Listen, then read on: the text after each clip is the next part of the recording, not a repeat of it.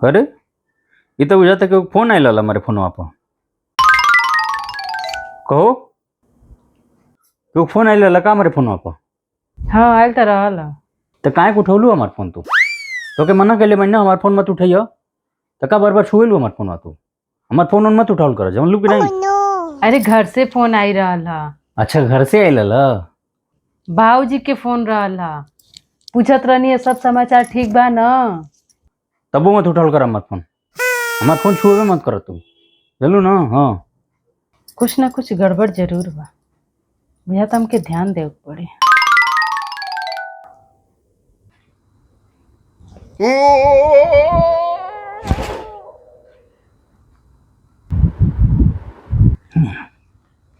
सोती कल बुझाती है। हेलो सूती गई हमार मेहरारू सूती गई। अब हमने के आराम से बतियावल दी रात भर जानलू। अच्छा तो हम ही कहत रहनी हो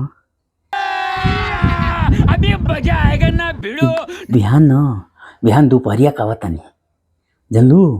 ओह नो हाँ डार्लिंग हमारे जिये से अरे बाप रे।